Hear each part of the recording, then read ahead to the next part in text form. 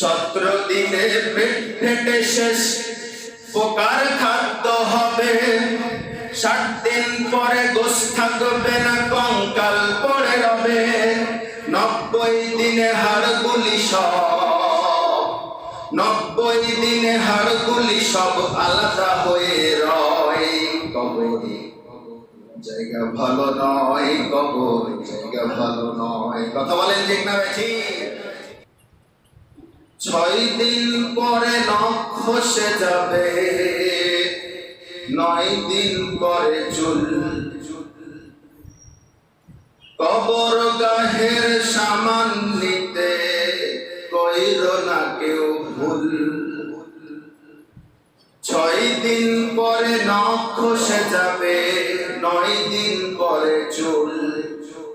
কবর গাহের সামান নিতে কইরো না কেউ ভুল। কবর জায়গা ভালো না,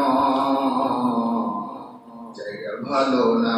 কবর জায়গা ভালো না, কবর জায়গা ভালো না। আমল দিয়ে কবর দিকে সাজিয়ে নিতে হয়। কবর জায়গা ভালো নয়, কবর জায়গা ভালো নয়। আমল দিয়ে কবর দিব সাজিয়ে নিতে হয়। কথা বলেন ঠিক না বেঠি? যারা বলেন ঠিক না বেঠি? 17 দিনে পেট ফেটে শেষ, পোকার খাদ্য হবে। 60 দিন পরে গোশ থাকবে না, কঙ্কাল পড়ে রবে। কথা বলেন ঠিক না বেঠি? 17 দিনে পেট ফেটে শেষ, পোকার খাদ্য হবে। 60 দিন পরে গোশ থাকবে না, কঙ্কাল পড়ে রবে। 90 দিনে হাড়গুলি সব, 90 দিনে হাড়গুলি সব আলাদা হয়ে রয়। কবর জায়গা ভালো নয়, কবর জায়গা ভালো নয়। কথা বলেন ঠিক না ঠিক? কবর জায়গা ভালো নয়, কবর জায়গা ভালো নয়। আমল দিয়ে কবর দিব সাজিয়ে নিতে হয়। 6 দিন পরে নখ খসে যাবে, 9 দিন পরে চুল। কবর গাহের সামান নিতে কইরো না কেউ ভুল। কবর জায়গা ভালো নয়, কবর জায়গা ভালো নয়।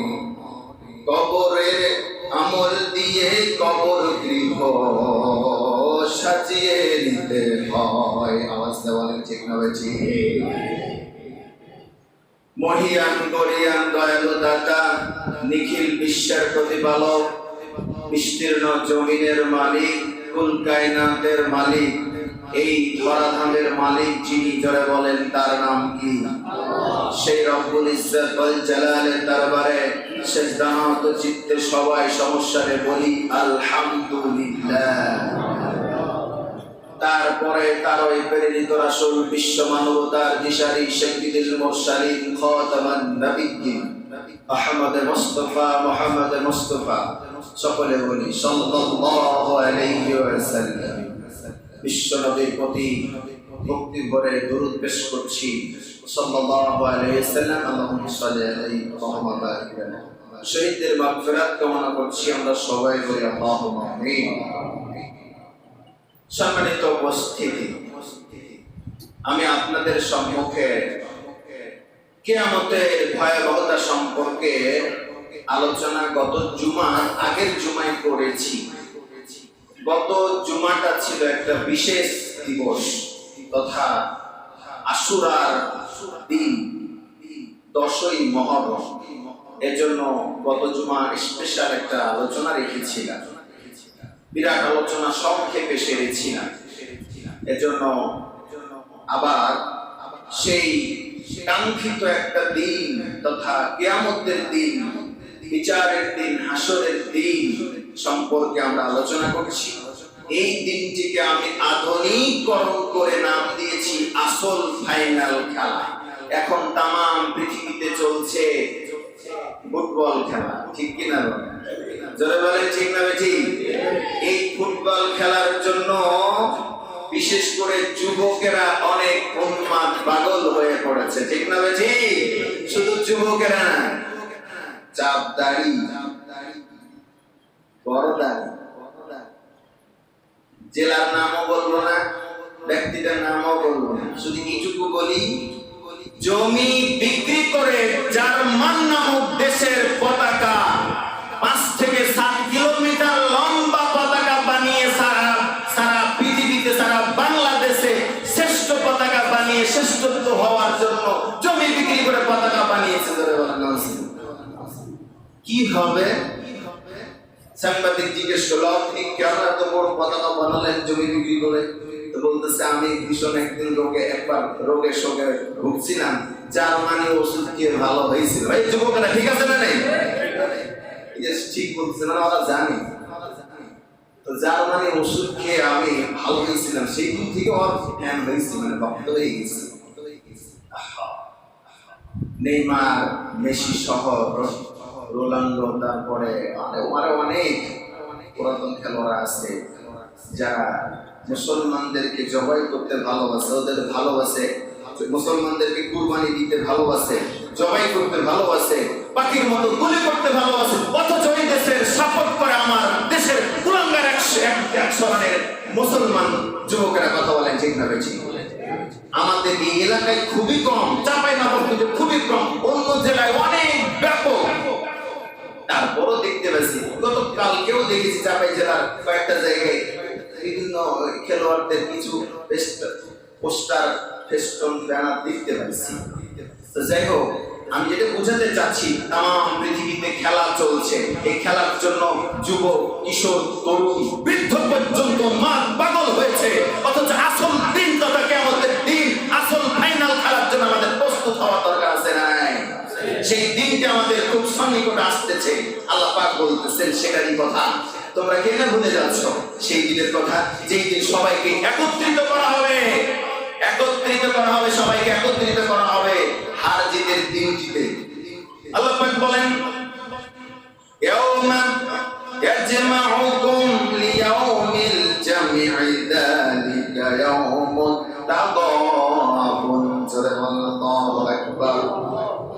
যেদিন হার জিতের দিন, তোমাদের এক মহা সম্মেলনের দিন, সমাবেশের দিন, একত্রে করা হবে, সেই দিনটির নাম হচ্ছে কিয়ামতের দিন। সুবহানাল্লাহ। বিচারক আল্লাহ বলবেন, পুণ্য নিয়ে আয়, তবেই তুই যেতে পারবি বেহেশত খানায়। যখন সন্তানের কাছে চাইবি, সন্তান বলবে দাবি মেনে নে আদায়।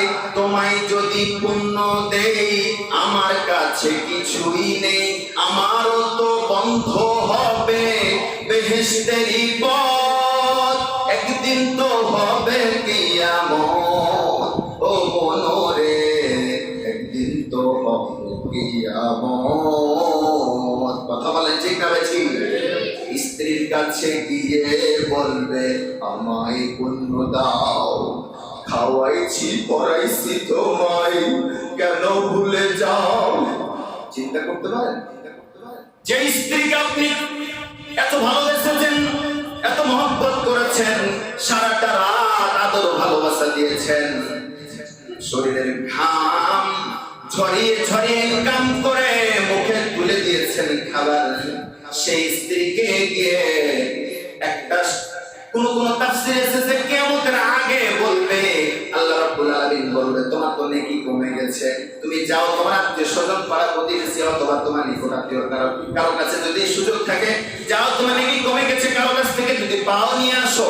তখন হন্যের মতো ছোটাছুটি করবে, যাবে কিছু একটু দাও, সন্তানের কাছে যাবে, বাবার কাছে যাবে, মায়ের কাছে যাবে, পাড়া প্রতিবেশীর কাছে যাবে, ছেলেদের কাছে, মেয়েদের কাছে যাবে, এমনকি স্ত্রীর কাছে পর্যন্ত যাবো। ও স্ত্রী, দুনিয়ার কারো কাছে পেলাম না রে বউ, কারো কাছে পাইলাম না রে স্ত্রী, তোমার, তুই আমার স্ত্রী, এত ভালোবেসেছিলাম, তুইও তো আমার অনেক ভালোবেসেছিলি, দুনিয়াতে আমার চাইতে তোকে কেউ ভালোবাসেনি, আর তোর চাইতে আমি আমাকে তোর চাইতে কেউ ভালোবাসেনি, আর আমিও আমাকে তোর চাইতে আমাকে কেউ ভালোবাসি পরস্পর পরস্পর উভয় ভালোবেসেছিলাম রে ওরে আমার প্রিয়তম। সুতরাং এই দুনিয়াতে আখিরাতের জিন্দেগিতে বিচারের কিছু মুহূর্ত আগে একটু নেকি কমে গেছে রে বউ, ও আমার প্রিয়তম স্ত্রী একটু নেকি কমে গেছে একটু দাও। এই কথা যখন বলবে স্ত্রী জবাব দেবে কি, সেটা কবি বলতেছে স্ত্রীর কাছে গিয়ে বলবে আমায় পুণ্য দাও, খাওয়াইছি পড়াইছি তোমায় কেন ভুলে যাও।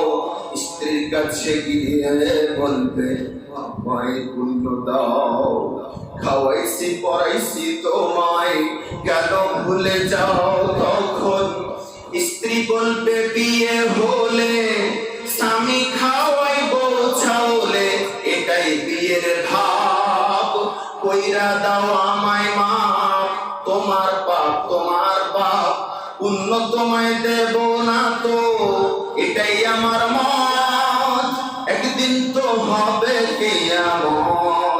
ও মনোরে একদিন তো হবে কিয়ামত। চিৎকার দেব না, ঠিক না ঠিক? কিয়ামত একদিন হবে, কেউ কারো পাশে দাঁড়ানোর সাহস পাবে না, দাঁড়াবে না। আর কিয়ামত সংঘটিত হয়ে গেলে তো কেউ কারো দিকে তাকানোর সুযোগই পাবে না। হাদিস কি, দলিল কি?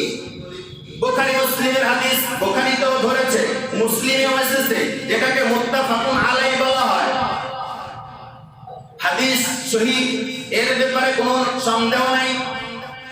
একদিন বিশ্ব নবী সাল্লাল্লাহু আলাইহি সাল্লাম কিয়ামতের বর্ণনা দিচ্ছিলেন, তখন স্ত্রী হযরত আয়েশা রাদিয়াল্লাহু তাআলা আনহা শুনতেছিলেন।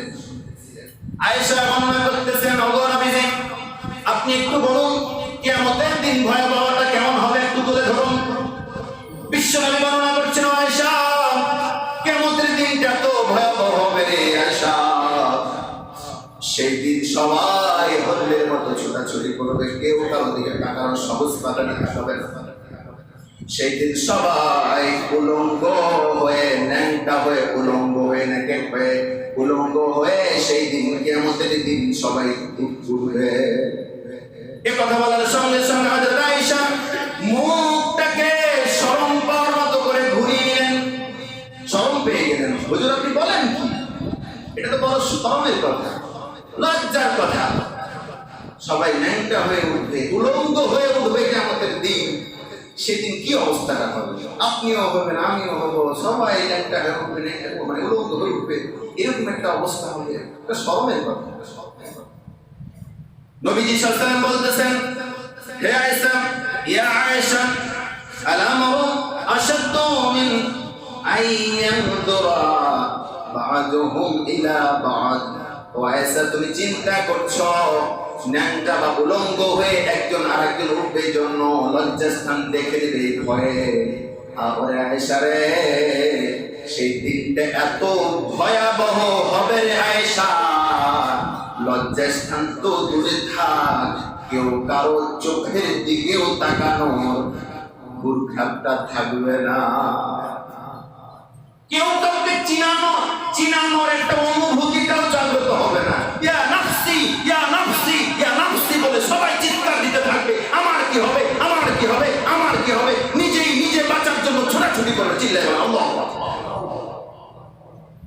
কেউ কারো জন্য ছোটাছুটি করে। আরে কয়েকদিন আগেই ক্রাইসিস হয়ে গেল, ইরান সহ সারা পৃথিবীতে কয়েকটা দেশে যুদ্ধ চলতেছিল, এই একটা ইস্যু দাঁড়া করে পেট্রোল পাওয়া যাচ্ছিল না, কদিন আগে করছিল না, কথা বলেন না, পেট্রোল পাওয়া না যাওয়ার কারণে আমি নিজেও দেখেছি।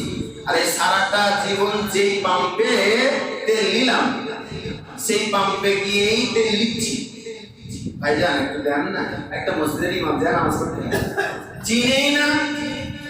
চিনেই না রে ভাই, এত রিকোয়েস্ট করতেছি চিনে না। আমি একটা উদাহরণ দিলাম, আমি আপনাদের উদাহরণ এই জন্য দিলাম, দুনিয়ার জিন্দেগিতে একটা ক্রাইসিস, একটা সমস্যায় পড়লে মানুষ যদি একটু ভুলে যায়, অথচ ওই লোকগুলো ভালো করে চিনে, কিন্তু একটু সমস্যায় পড়ার কারণে মানে একটু চোখ তুলে তাকাই না। কিয়ামতের দিনটা কি হতে পারে চিন্তা করতে পারেন? লজ্জাস্থান তো দূরে থাক, চোখে চোখ ফেলানোর সময় পাবে না, কেউ কাউকে চিনা তো দূরে থাক, এই অনুভূতিটাই থাকবে অন্যের মতো ছোটাছুটি। হাদিস বুখারী মুসলিম। সম্মানিত উপস্থিতি, গত শুক্রবার আগের শুক্রবার বলেছিলাম মালাকুল মাউত তথা আজরাইল পর্যন্ত নিজে নিজের জীবন কবজ করে ফেলবে। মনে আছে? সম্মানিত উপস্থিতি, আজরাইল নিজেই নিজের জীবন কবজ করার পরে আল্লাহ জিজ্ঞেস করবে, আর তো পৃথিবীতে কেউ নাই বলে জিজ্ঞেস করবে, ও আজকের রাজারা কোথায়, বাদশারা কোথায়, প্রতিপত্তিরা কোথায়, ক্ষমতাধরেরা কোথায়, যারা অত্যাচার করত তারা কোথায়?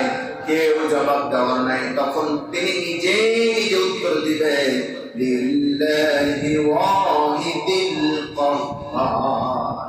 আজকের আধিপত্য, আজকের রাজত্ব, আজকের বরত্ব জোরে বলেন কার?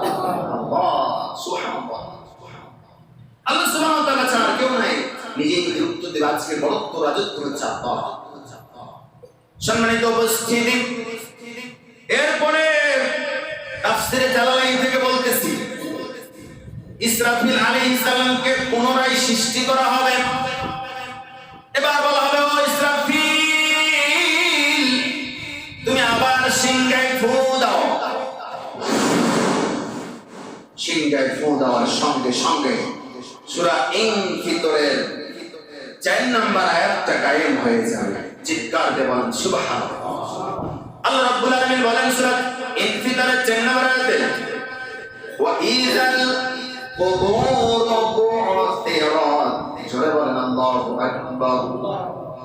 আল্লাহ পাক বলেন, যখন কবরগুলোকে ওপেন করে দেওয়া হবে, খুলে দেওয়া হবে, কবর খুলে দেওয়া হবে, কবর খুলে দেওয়া হবে। সূরা নাবার 18 নম্বর আয়াতে আল্লাহ পাক বলেন, ইয়াউমা ইউনফাখু ফিস সূরি ফাতাতুনা আফওয়াজা।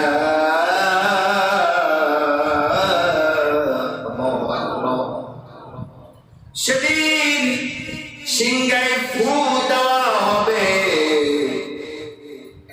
সাথে সাথে দলে দলে কবর থেকে মানুষ বের হয়ে আসবে। সুবহানাল্লাহ বলতে ইচ্ছা করে না? দলে দলে কবর থেকে মানুষ বের হয়ে আসবে। একটা কবর থেকে কয়জন বের হবে বলেন তো? জি, 7 জন। এটা ভুল না, কারো মতে 7 জন, কারো মতে আরো বেশি। তবে এটা সংখ্যা না বলে অসংখ্য বললে নিরাপদ হবে। যদি বলে 7 জন বের হবে, কেউ তো বলেছে 70 জন, আমি বলি নিরাপদ মত হচ্ছে অনেকজন একটা কবর থেকে বের হবে। কোন সেন্ট্রাল প্রস্থান যেগুলো শহরে দেখবেন যে একবার শেষ হয়ে গেলে আবার সেটাকে ঘুরে আবার সেটাকে আবার কবর দেয়। কতবার যে তা একটা 100 বছরের মানুষকে জিজ্ঞেস করলে পাওয়া যায়, বলবে যে আমার জীবনে আমি 4 বার 5 বার দেখলাম। কথাটা বুঝেন? 4 বার 5 বার দেখলাম, তাহলে ওর 100 বছরের জিন্দেগিতে যদি 5 বার দেখে, তাহলে ওর বাপ কতবার দেখেছে? এরকমটা হতে পারে না? তাহলে ওর দাদু কতবার দেখেছে? এভাবে যদি হয়, তাহলে একটা কবর থেকে যে একাধিক ব্যক্তি বের হতে পারে তার কোনো শেষ নেই। শুধু কি তাই, আরো 10টা পুরুষ আগে ওখানে যে আরো 10টা কবর ছিল না, এটা বলা খুব কঠিন। আল্লাহু আ'লাম, ভালো জানেন কে? আল্লাহ। অতএব এখানে এই মসজিদের নিচে যে মানুষের কবর নাই, কেউ বলতে পারবে? আমাদের জানা নেই। অতএব পুরো পৃথিবীতে যত কবর আছে সবগুলো কবর খুলে দেওয়া হবে। কতগুলো কবর আছে আল্লাহ পাক ভালো জানেন, কোথায় কবর আছে কতগুলো আছে আল্লাহ পাক ভালো জানেন। সব কবরগুলোকে খুলে দেওয়া হবে। আচ্ছা, যখন বৃষ্টি হয় কোন জায়গায় ওই পোকা মাঝে মাঝে মাটির তল থেকে বের হয়, এটা কি কারো কেউ দেখেছেন? মাটির তল থেকে ওই পোকা বের হয়, লাইটের আলো পেলে ওই জায়গাগুলোতে গিয়ে আশ্রয় নিতে চায়, কিন্তু বাঁচে না, মরে যায়। সম্মানিত উপস্থিতি, এটাই উদাহরণ দেওয়ার কারণ হচ্ছে ওই পোকার একটা দৃষ্টান্তের জন্য দিলাম যে যখন ওই পোকা আল্লাহ হুকুম করেন বৃষ্টির সময় পোকার, আল্লাহ যখন হয়তো তার মহামালিকের এইভাবে তখন হয়তো বা বের হয়, ওই পোকা যেমন বের হয় মাটির তল থেকে, একটা দৃষ্টান্ত দিলাম, কিয়ামতের দিনে এইভাবে মাটির তল থেকে এভাবে মানুষ কবর আকবার। সম্মানিত উপস্থিতি, দলে দলে মানুষ বের হতে থাকবে। মানুষের স্থান অবস্থান যাই বলেন না কেন, বলেন কই জায়গায়, আলোচনার বিষয় আসল ফাইনাল খেলা তথা কিয়ামতের দিন আমাদের সবাইকে একত্রিত করবেন। জোরে বলেন কে?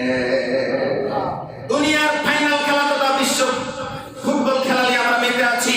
আমাদের জীবনে একটা ফাইনাল খেলা আসছে তবে কিয়ামতের দিন, সেই দিনটাকে আমরা ভুলে গেছি। আমাদের তথা মানুষের অবস্থান চার জায়গায়। জোরে বলেন কয় জায়গায়? এক নাম্বার হচ্ছে রুহের জগৎ, আলমে আওয়াম, তথা আমরা সবাই একদিন রুহের জগতে ছিলাম। আলাস্তু বিরব্বিকুম, আমার রব আমাদের সবাইকে জিজ্ঞেস করেছিল তোমাদের রব কে? তখন আমরা বলেছিলাম কি? রব্বি আল্লাহ। আমরা সবাই একসাথে বলেছিলাম রব্বি আল্লাহ, আল্লাহ তুমি আমাদের রব। যাই হোক, ওটা একটা অবস্থান ছিল। দ্বিতীয় নম্বর অবস্থান হচ্ছে মায়ের পেট তথা মায়ের গর্ভে। আমরা মায়ের গর্ভে ছাড়া কি কেউ পৃথিবীতে এসেছি? যারা বলেন এসেছি। তিন নম্বর অবস্থান দুনিয়া। এখন আমরা কোথায় অবস্থান করছি? বলেন দুনিয়াতে। যারা বলেন কোথায়? দুনিয়াতে অবস্থান করছি। রুহের জগৎ থেকে মায়ের গর্ভে এসেছিলাম, এখন আমরা দুনিয়াতে অবস্থান করছি।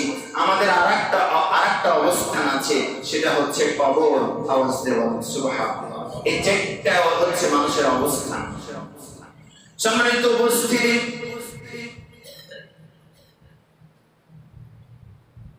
এই কবর থেকে আমাদের সবাইকে উঠতে হবে। যেই দিন কেউ কারো দিকে তাকানোর সাহস পাবে না, তাকাতে পারবে না, একটু আগে বললাম। অথচ একটা দৃষ্টান্ত দেই, অনেক সময় হাই স্কুলের সামনে পকেটে কিছু যুবকেরা নারীদেরকে উত্তপ্ত করবার জন্য বুথ পেতে বসে থাকছে, ইদানিং দেখতে পাচ্ছি। কথা বলেন ঠিক না বেঠি? জোরে বলেন ঠিক না বেঠি? আওয়াজটা ছোট হয়ে গেল। জোরে বলেন ঠিক না বেঠি? আপনার বোন, আমার বোন, আপনার মাও আছে, আমার মাও আছে, অতএব সাবধান। শিক্ষা জাতির মেরুদণ্ড। এভাবে লোক দৃষ্টিতে যদি কেউ আবার তাকায়, এরকম খবর যদি আমার কাছে আসে, কেন্দ্র মসজিদ থেকে লাস্ট ওয়ার্নিং দিলাম, এরকম শক্ত সিদ্ধান্ত আবার ঘোষণা দেওয়ার আগেই সতর্ক হয়ে যান। কোন বোন এবং মা যেন এরকম ভাবে উত্তপ্ত না হয়। কথা বলে ঠিক না বেঠি? নিরাপদে আমার বোন, আপনার বোন ক্লাসে যাবে, স্কুলে যাবে, কলেজে যাবে, হাই স্কুলে যাবে, বিদ্যালয়ে যাবে, আবার নিরাপদে আসবে। এর ভিতরে কোন ধরনের উত্তপ্ত যাতে না হয়। কথা বলেন ঠিক না বেঠি? যদি এরপর কেউ করার চেষ্টা করেন, সমাজের ব্যক্তিদেরকে নিয়ে, মুসল্লিদেরকে নিয়ে, যুবক এবং বৃদ্ধদেরকে নিয়ে হলে তাদের হাত ভেঙে দেওয়ার চেষ্টা করবো। কথা বলেন ঠিক না বেঠি? এটা কি আমাদের সাথে একটা রিলেটেড আছে? সম্মানিত উপস্থিতি, কিয়ামতের দিন একজন আরেকজনের দিকে তাকানোর সাহস পাবে না, তাকানোর সময় পাবে না, নিজেকে নিয়ে ব্যস্ত থাকবে। আরে ভাই, আপনি অন্য মেয়ের দিকে তাকানোর দৃষ্টি দিবেন কেন? সময় হলে বিয়ে করেন, সময় যদি হয় বিয়ে করেন, অথবা বিয়ের বয়স হলে আপনি বিয়ে করেন, কেন আপনি উত্তপ্ত করবেন? কিয়ামতের এই আলোচনা আপনাকে শিক্ষা দেয়, কিয়ামতের দিন একজন আরেকজনের দিকে তাকানোর সাহস পাবে না, টাইম পাবে না, নিজেকে নিয়ে ব্যস্ত থাকবে। তাহলে আপনি দুনিয়াতে এটা শিক্ষা নেন না কেন? অনেক সময় স্টলে, আজারে, বাজারে এরকম বৃদ্ধ মাঝবয়সী মানুষেরাও থাকে। এটা লজ্জা হওয়া উচিত, শরম পাওয়া উচিত। সব ধরনের পেশার মানুষকে উদ্যত আহ্বান জানাবো, পরনারী থেকে আপনাকে আমাকে হেফাজত করতে হবে। আল্লাহ হেফাজত করেন, বলেন আমিন। সম্মানিত উপস্থিতি, দ্বিতীয় ফু চলছে। আল্লাহ দ্বিতীয় ফুর এর মাধ্যমে ইসরাফিল আলাইহিস সালামকে ঘোষণা দিয়েছেন, কবর খুলে দেওয়া হয়েছে। শুধু কি তাই? দ্বিতীয় ফুয়ে যা ঘটতেছে তার আলোচনা চলতেছে। দ্বিতীয় ফুয়ে আরো যেটা ঘটবে তাফসীরে জালালাইন থেকে বলতেছে, আবার বলতেছে। সম্মানিত উপস্থিতি, সূর্যটাকে, এখন যে সূর্যটা আছে এই সূর্যটা থাকবে না, আরেকটা সূর্য বানানো হবে। যে সূর্যের মুখ হবে একটা নয়, দুইটা নয়, তিনটা নয়, 12টা মুখ হবে।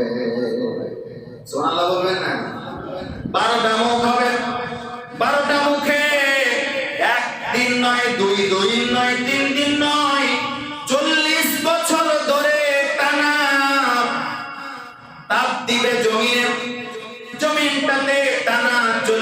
বছর ধরে তাপ দেবে, 40 বছর ধরে টানা তাপ দেওয়ার কারণে জমিনটা যেরকম আমরা দেখতেছি এই জমিনটা সেরকম থাকবে না, পুরে তামা বর্ণের করে দিবেন। জোরে বলেন কে?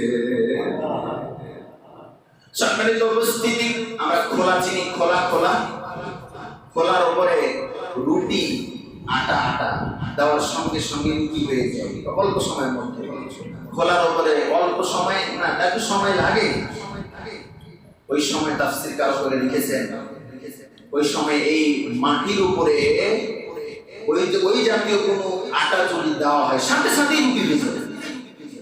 যে ভুট্টা এক ধরনের খই হয়, এই খইয়ের ভুট্টাগুলা যদি ওই সময়ে উত্তপ্ত মাটি বা বালুর উপরে যদি দেওয়া হয় সেকেন্ডের মধ্যে খই হয়ে যাবে। কারণ 40 বছর ধরে টানা 12টা সূর্যের মুখ দিয়ে তাপ দিতেছে জমিনে। কি হতে পারে এই জমিনটা? যে কৃষি কাজ করা হচ্ছে জমিনে, এই জমি কৃষি কাজের উপযুক্ত থাকবে না, তখন কৃষি কাজ আর কে করে বলেন? তখন আর কি ওই সময় থাকবে না? সম্মানিত উপস্থিতি, শুধু তাই নয়, আমরা সূর্যের আলো এবং চন্দ্রের মিষ্টি আলো নিয়ে বেঁচে আছি। বর্তমানে সূর্যটা 9,30,00,000 মাইল উপরে আছে। আল্লাহু আকবার বলবো না? 9,30,00,000 মাইল উপরে আছে। বিজ্ঞানীরা গবেষণা করে বলেছেন, যদি সূর্যটা যেই জায়গায় আছে ওই জায়গাতে না হয়ে মাত্র 1 ইঞ্চি নিচে কিংবা উপরে আল্লাহ পাক করে দিতেন কোন কারণে, তাহলে এই পৃথিবীটা বসবাস করার উপযুক্ত হতো না। ভারসাম্য করেছেন। ধরে বলেন কে?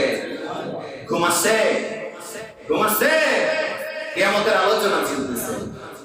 সম্মানিত উপস্থিতি, 9,30,00,000 মাইল উপরে সূর্য থাকার পরে এখন গরম কম না বেশি?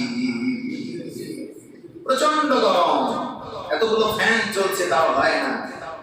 এসি প্রয়োজন হচ্ছে, অনেক মসজিদে এসি হয়ে গেছে, এটাতে হওয়ার ব্যবস্থা করা দরকার বলে আমরা দাবি করছি। কথা বলে ঠিক হবে? ঠিক, আল্লাহ যেন কবুল করেন। উদাত্ত আহ্বান জানাচ্ছি, হয়ে যেহেতু গেছে সব জায়গায়, কি এটা কেন আর বাকি থাকবে? হয়ে যায়, আল্লাহ কবুল করুন, বলেন আমিন। দেওয়ার মানুষ অনেক আছে, এখন উদ্যোগ নিয়ে আমরা যদি চেষ্টা করি মনে হয় হয়ে যাবে। আল্লাহ যেন কবুল করেন। তো বলতেছিলাম, 1 সেকেন্ড যে সূর্যটা আছে, এই সূর্যটা পিঠ দিয়ে তাপ দিচ্ছে। 1 সেকেন্ড সূর্যের তাপ দিতে মহান আল্লাহ পাকের বিদ্যুৎ বিল তথা বিদ্যুৎ খরচ হচ্ছে 30,000 কোটি ফরেনহাইট। আল্লাহু আকবার বলেন, 30,000 কোটি ফরেনহাইট বিদ্যুৎ বিল, মানে বিদ্যুৎ খরচ হচ্ছে, তাপ খরচ হচ্ছে। অথচ আমাদের বিদ্যুৎ বিল লাগে না। এই মসজিদে প্রায় 3,000-2,500 টাকা বিল লাগে এক মাসে। আমাদের বাড়িতে আশেপাশে প্রত্যেক বাড়িতেই প্রায় 500-700, 1,000, 3,000, 2,000, এসি হলে তো আরো বেশি।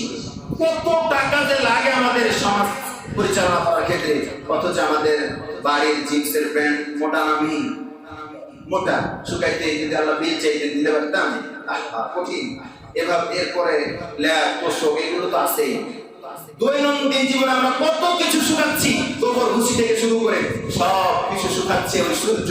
অথচ কোনদিন আল্লাহ জিব্রাইলকে দিয়ে বললেন না বিলের কাগজ বিদ্যুৎ বিলের মতো দিয়ে পাঠালেন না, বললেন না যে ওই উম্মুক বান্দাদের কাছে বিলের কাগজ নিয়ে যাও আর বলো এত টাকা বিল হয়েছে, আমি আল্লাহর কাছে পাঠাতে হবে। বলেছেন? যদি বলেছেন? আরে বুঝেন, আলোচনা করে বুঝেন। আল্লাহ কি বলেছেন? না, আল্লাহ শুধু বলেছেন লাইন শাকারতুম লাযিদান্নাকুম, হে বান্দারা আমার নিয়ামতগুলো খাও, ভোগ করো আর শুকরিয়া জ্ঞাপন করো। যত খুশি খাও, ভোগ করো আর শুকরিয়া জ্ঞাপন করো। মানে আলহামদুলিল্লাহ বলো, সুবহানাল্লাহ বলো। আলহামদুলিল্লাহ বললেই আমি তোমাদেরকে আরো দেব, আরো বাড়িয়ে দেব। চিৎকার দেব সুবহানাল্লাহ। যত লাগবে লাও, সমস্যা নাই, শুধু আলহামদুলিল্লাহ বলো। মাঝে মাঝে আলহামদুলিল্লাহ বলো, ভোগ করো, সমস্যা নাই। আলহামদুলিল্লাহ বললেই আমি তোমাদের বাড়িয়ে দেব। চিৎকার দেব সুবহানাল্লাহ। সম্মানিত উপস্থিতি, গোটা পৃথিবী বিক্রি করে, মুফাসসিরগণ বলেন গোটা পৃথিবী বিক্রি করে এক সেকেন্ড সূর্য যে পৃথিবীতে আলো দেয়, তাপ দেয়, এই তাপের বিলটাই আমরা পরিশোধ করতে পারবো না। গোটা পৃথিবী বিক্রি করে চিৎকার দিয়ে বলেন সুবহানাল্লাহ। আসল ফাইনাল খেলা একদিন আসছে আমাদের, তথা কিয়ামতের দিন। এই বিষয়ে আলোচনা চলছে, সময় শেষ হয়ে যাওয়ার কারণে আগাতে পারছি না। আল্লাহ আমাদেরকে, আমি সহ আলোচনাগুলো আমল করার তৌফিক যেন আল্লাহ আমাদের সবাইকে করার তৌফিক দান করার তৌফিক দিন। আমরা সবাই বলে আল্লাহুম্মা আমিন। আখির দাওয়ানা আলহামদুলিল্লাহি রাব্বিল আলামিন।